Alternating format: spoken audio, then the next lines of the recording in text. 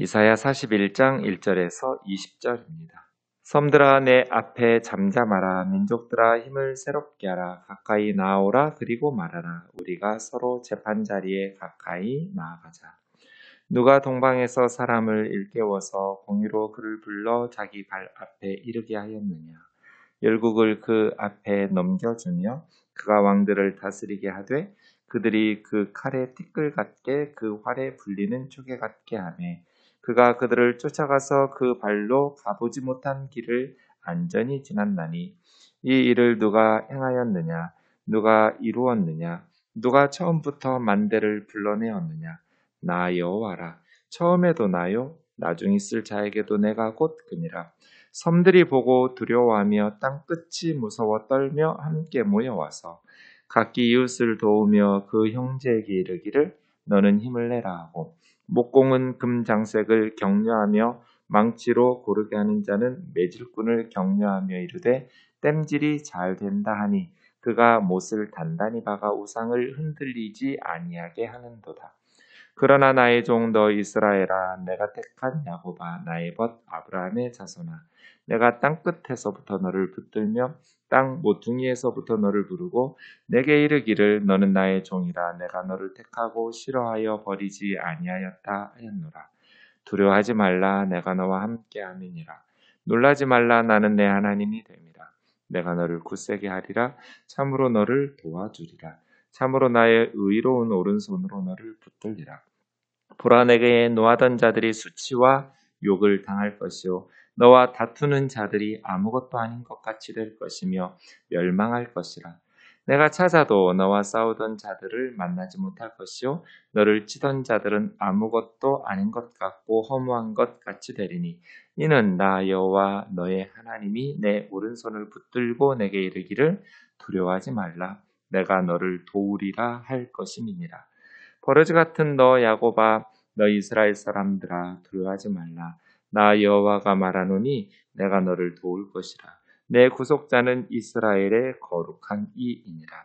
보라 내가 너를 이가 날카로운 새 타작기로 삼으리니 내가 산들을 쳐서 부스러기를 만들 것이며 작은 산들을 겨같이 만들 것이라. 내가 그들을 까부른즉 바람이 그들을 날리겠고 회오를 바람이 그들을 흩어버릴 것이로되 너는 여호와로 말미암아 즐거워하겠고 이스라엘의 거룩한 이로 말미암아 자랑하리라. 가련하고 가난한 자가 물을 구하되 물이 없어서 갈증으로 그들의 혀가 마를 때 나 여호와가 그들에게 응답하겠고 나 이스라엘의 하나님이 그들을 버리지 아니할 것이라. 내가 헐벗은 산에 강을 내며 골짜기 가운데 샘이 나게 하며 광야가 못이 되게 하며 마른 땅이 샘 근원이 되게 할 것이며 내가 광야에는 백향목과 시띠나무와 화석류와 들감람나무를 심고 사막에는 잣나무와 소나무와 황향목을 함께 두리니 무리가 보고 여호와의 손이 지으신 바요 이스라엘의 거룩한 이가 이것을 창조하신 바인 줄 알며 함께 헤아리며 깨달으리라. 아멘. 지금 하나님께서 40장에서부터 이스라엘의 회복에 대해서 말씀하셨습니다.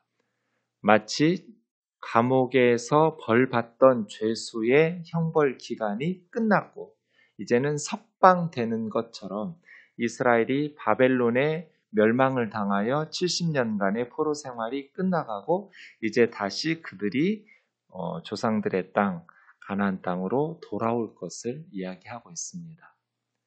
그 말을 들은 이스라엘 백성들이 어떤 생각을 하게 되었을까요? 아, 드디어 하나님께서 우리에게 구원의 은혜를 베풀어 주시는구나 라고 하고 기뻐했을까요? 물론 그런 사람들도 있었겠지만 대부분 사람들은 무슨 말도 안 되는 소리야. 어떻게 우리가 바벨론의 손아귀에서 벗어날 수 있어? 믿지 못하는 것이 어찌 보면 더 합리적인 판단, 더 현명한 선택인 것처럼 보였을 겁니다. 눈에 보이는 현실이 전혀 불가능한 상황이었기 때문에 그렇습니다. 그래서 하나님께서는 오늘 말씀도 하시는 거죠. 지금 이스라엘 백성들은 강대국, 그냥 강한 나라 아니에요. 최강의 세계를 호령하던 온 나라들을 정복해서 통치하고 있는 바벨론이라는 세계 최강의 강대국 아래서 지금 노예로 포로로 끌려와서 살고 있는 것이죠. 그러나 하나님은 가나안의 지역 신이 아닙니다. 이스라엘만의 하나님이 아니라는 거예요. 하나님은 온 세상의 하나님이시고 역사의 주인은 바벨론의 신들이 아니라 바로 이스라엘이 여호와 하나님으로 부르며 예배하는 그 하나님이 온 세상의 창조자요 또 통치자라는 것입니다. 알파와 오메가죠. 하나님께서 천지 창조를 통해서 세상의 역사를 시작하셨고 하나님께서 주관하시고 하나님께서 끝내신다. 하나님의 뜻이 아니면 참새 한 마리도 땅에 떨어질 수 없어요. 역사의 주인은 하나님이라는 것을 본문에서 가르쳐 줍니다. 우선 1절에서부터 보시면 이제 내일 새벽 말씀까지 계속 이어질 텐데요. 오늘 일부분이라서 좀 정확하게 전체 내용을 파악하기는 쉽지 않지만 어쨌든 부분적이나마 내일 말씀을 염두하면서 좀 보겠습니다. 하나님께서는 법정에서 펼쳐지는 그런 논쟁의 형식으로 말씀을 전합니다. 이스라엘 백성들은 그 법정 드라마를 보고 있는 시청자 같다고 생각하면 됩니다. 아니면 그냥 법정에서 논쟁이 오가는 어떤 논쟁을 바라보는 그 방청석에 있는 어떤 그 방청하는 사람, 이런 식으로 초대받았다고 보시면 됩니다. 섬들아 내 앞에 잠잠하라. 여러분 5절에 보시면 섬들이 보고 두려워하며 땅끝이 무서워 떨며, 이게 대꾸거든요. 성경에서 섬들이라고 하면 땅끝이라고 생각하시면 돼요. 땅끝까지 가서 배 타고 또 가야 섬이 나오잖아요. 그러니까 섬들 하면 세상 끝, 땅끝에 있는 먼 나라들, 이런 의미입니다. 섬들아 내 앞에 잠잠하라. 민족들아 힘을 새롭게 하라. 가까이 나아오라. 그리고 말하라. 지금 우리가 서로 재판 자리에 가까이 나아가자 하면서 재판정에 섬들과 민족들을 초대하는 것이죠. 그리고 하나님과 그 이방의 여러 민족들이 재판정에서 논쟁하는 거예요. 자, 힘을 새롭게 해서 너희들이 힘을 모아가지고 변론할 그러한 내용들을 잘 정리해서 가까이 나와서 말해보라고. 누가 동방에서 사람을 일깨워서 공의로 그를 불러 자기 발 앞에 이르게 하였느냐? 누가 동방에서부터 사람을 일깨워서 한 사람을 세워왔냔 말이에요. 그런데 그 한 사람이 열국을 그 앞에 넘겨주며 그가 왕들을 다스리게 하되 그들이 그의 칼에 티끌 같게 그의 활에 날아가는 지푸라기 검불 초계 같게 한다. 그러니까 한 사람이 장차 일어날 거예요. 동쪽에서. 그 한 사람이 25절 보세요. 내일 본문인데요. 내가 한 사람을 일으켜 북방에서 오게 하며 내 이름을 부르는 자를 해 돋는 곳에서 오게 하였나니 그가 이르기를 고관들을 석회같이 토기장이가 진흙을 밟음같이. 그러니까 여기서 고관들은 바벨론의 왕이나 귀족들이에요.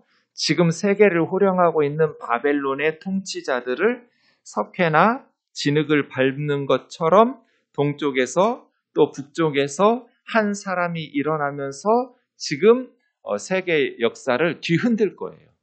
그게 오늘 2절에 누가 동방에서 사람을 일깨워서 열방을 정복하게 하셨느냐는 거예요. 누구예요? 하나님이죠. 내가 그 뜻이거든요. 하나님께서 한 사람, 그게 이제 바벨론을 무너뜨릴 고레스 왕이거든요. 페르시아 제국을 건설해서 바벨론을 무너뜨리고 정복할, 또 바벨론과 함께 동맹한 많은 나라들을 정복할 고레스 왕이에요. 그 고레스가 이스라엘 백성들을 너희 고향 땅으로, 조상들의 땅으로 돌아가도 좋아 하면서 고레스 칙령을 내려서 고레스 칙령에 의해서 이스라엘 백성들을 70년 만에 예루살렘과 유다로 돌아오거든요. 상상할 수도 없었죠. 바벨론이 망한다라는 것도 상상할 수도 없고 망한다 해도 새로운 나라를, 새로운 제국이 우리를 지배하고 노예로 부려먹겠지. 노예로 부려먹던 사람들을 조상들의 땅으로 돌아가도록 허락해 준다는 것도 상상도 하지 못했을 거예요. 그런데 2절이에요. 이제 내일 본문에서도 이야기하겠지만 너희 우상들, 너희들이 섬기는 바벨론의 신들이 정말 살아있는 참된 신이라면 이런 일들을 미리 말해야 하지 않냐는 거예요. 역사의 주인이라면 과거, 현재, 미래를 이야기해야 되는데 어떤 바벨론의 신들도 입도 뻥끗하지 못해요. 그런데 하나님은 그 포로들, 노예들이 섬기는 이스라엘의 하나님이라고 하는 여호와께서는 말해요. 계속 선지자들을 통해서. 그런데 말씀하신 대로 그대로 이루어져요. 그럼 누가 참 신이냐는 거예요. 자, 법정 드라마에 재판이 벌어지고 있어요. 말해보라. 섬들아, 민족들아, 얘기해보라고. 누가 동방에서 한 사람을 일으켜서 그를 모든 왕들을 다스리도록, 모든 왕들이, 나라들이 그의 발 앞에 엎드리도록 그에게 나라들을 넘겨줬냐 이거예요. 나라는 거예요. 역사의 주인이신 하나님께서 한 사람을 일으켜서 왕들을 다스리게 할 것이다. 그의 칼 끝에 모든 나라의 왕들은 티끌처럼 될 것이고 그의 활에 날아다니는 굴리는 지푸라기 검불, 초계처럼 그렇게 다 무너질 것이다. 이 일을 누가 행하였느냐? 누가 이루었느냐? 누가 처음부터 만대를 불러내었느냐? 나 여호와라. 계속해서 얘기해보라고 질문 공세를 퍼붓고 있죠. 누가? 나 여호와다. 처음에도 나요, 나중에 있을 자에게도 내가 곧 그니라. 하나님께서 천지 창조의 역사의 시작을 처음에 하셨고 또 맨 나중까지 지구 영원히 존재하지 않아요? 태양이 한 50억 년 지나면 그 안에 있는 자원이 다 불타서 사라져요. 태양이 사라지면 지구도 사라지겠죠. 그런데 아마 그 전에 주님이 재림하셔서 역사 끝날 거예요. 어쨌든 마지막 때까지 살아있는 사람들에게도 하나님은 하나님이에요. 알파와 오메가, 인류 역사의 시작과 끝, 그리고 그 중간을 다스리시는 분은 하나님이라는 거예요. 내가 이런 일을 행한다. 내가 이루었다. 네, 가는 곳마다 승리하게 될 고레스를 하나님께서 너희에게 보내서 고레스가 이제 파죽지세로 영토를 확장하면서 새로운 정복자로 등장하게 될 것이다. 엄청난 국제적 변화가, 국제 정세의 변화가 일어나게 될 것이다. 그때 내 백성 이스라엘은 내가 말한 대로 유다와 예루살렘으로 돌아가게 될 것이다. 지금 노예처럼 살고 있던 바벨론에 더 이상 머물지 않아도 된다는 것이죠. 이런 일을 누가 행하느냐? 누가 이루었느냐? 나 여호와다.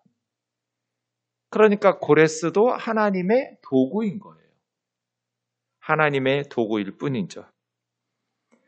섬들이 보고 두려워하며 땅끝이 무서워 떨며 함께 모여와서 각기 이웃을 도우며 그 형제에게, 고레스가 공격하면 이제 어떻게 하겠어요? 너는 힘을 내라 하면서 목공은 금장색을 격려하며 망치로 고르게 하는 자들은 매직꾼을 격려하며 땜질이 잘 된다.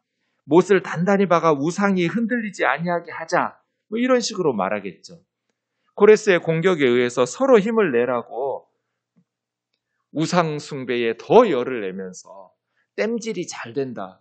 매질이 잘 된다. 못을 단단히 박아가지고 우상이 넘어지고 흔들리지 않도록 잘 세우자. 이렇게 바보 같은 짓이 어디가 있냔 말이에요. 자기들 손으로 땜질하고 만든 그 우상이 자기들이 못을 박아가지고 고정시켜주지 않으면 스스로 서 있지도 못하고 나자빠지는 우상이 어떻게 위기에서 사람들을 도울 수 있냔 말이에요. 이런 재판을 지금 이스라엘 백성들이 보고 있는 거예요. 우상 숭배의 어리석음.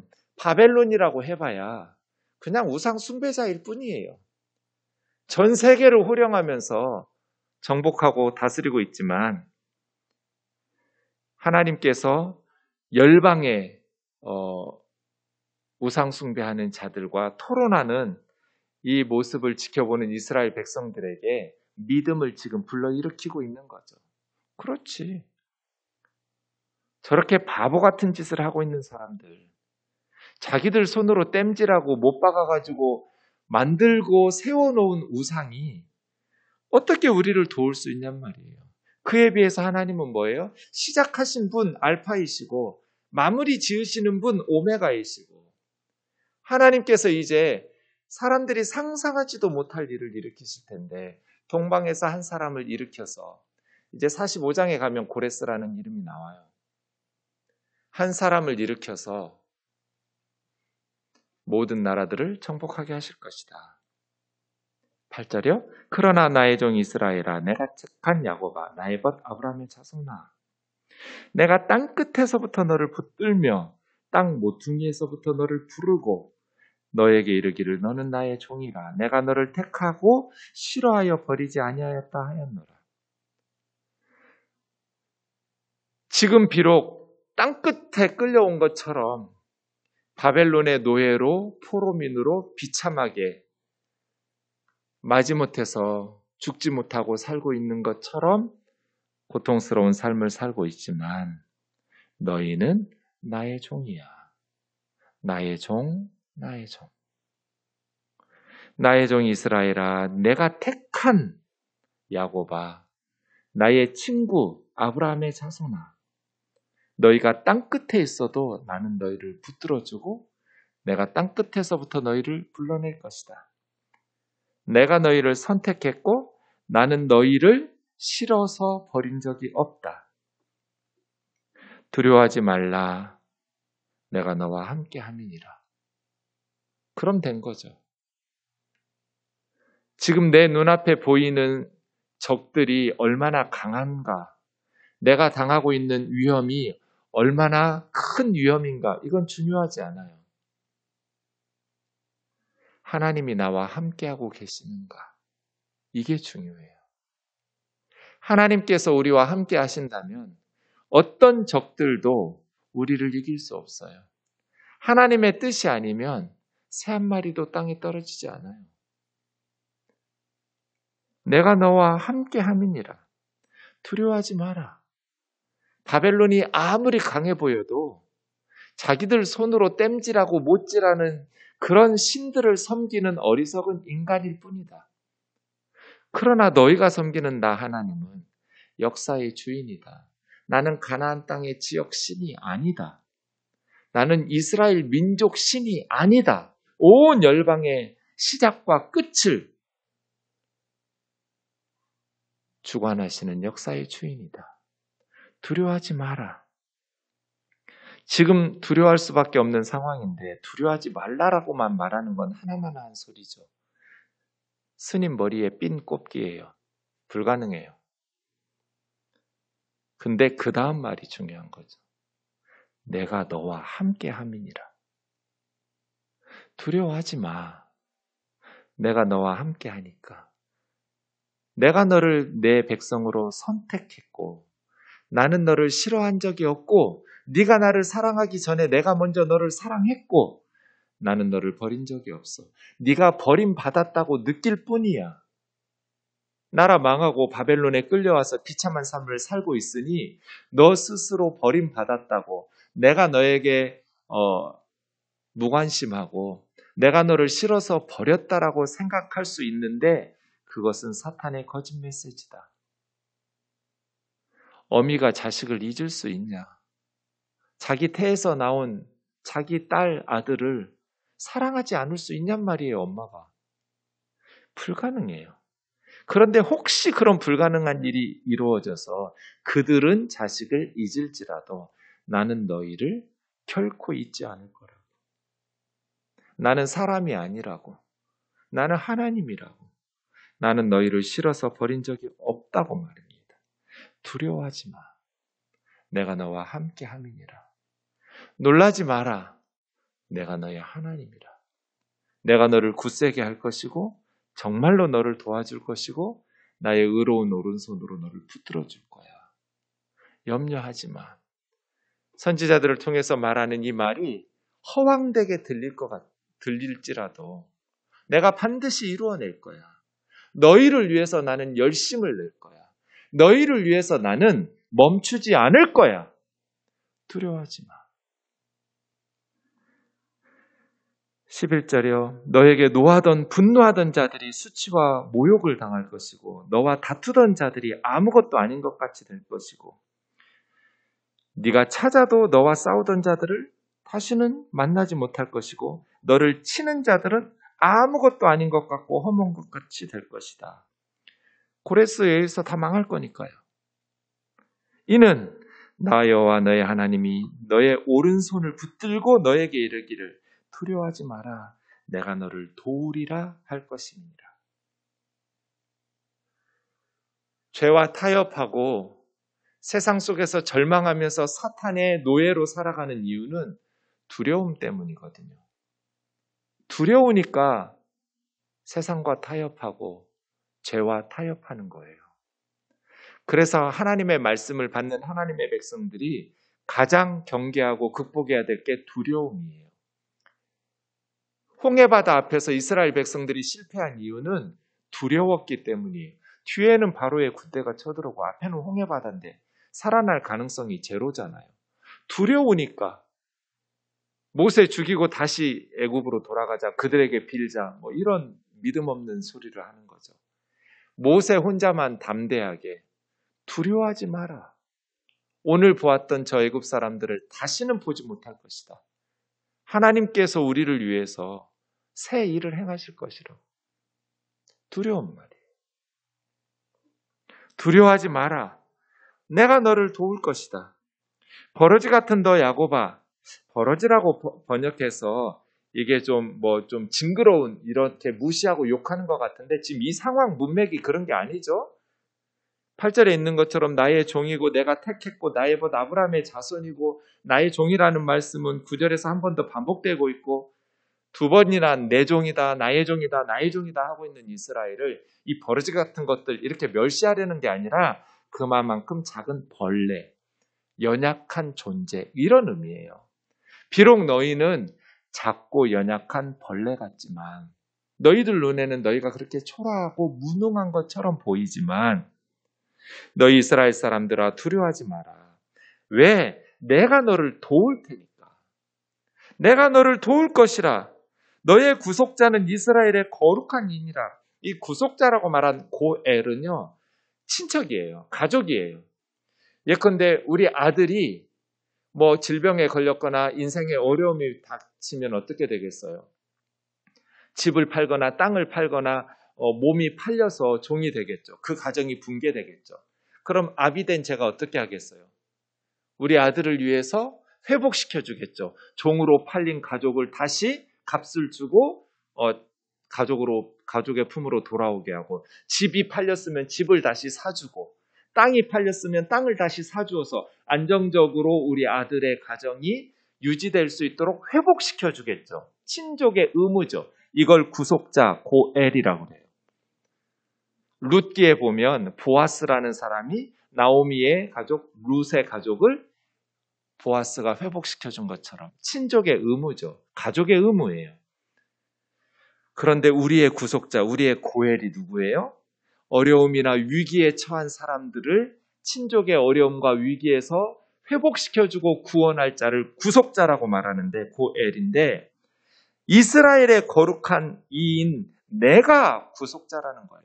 내가 너희 아버지다. 내가 너희 어머니다. 내가 너희 친족이다. 내가 고엘이야. 그래서 지금 바벨론의 비참한 삶을 살고 있는 너희를 내가 건져낼 거야. 두려워하지 마.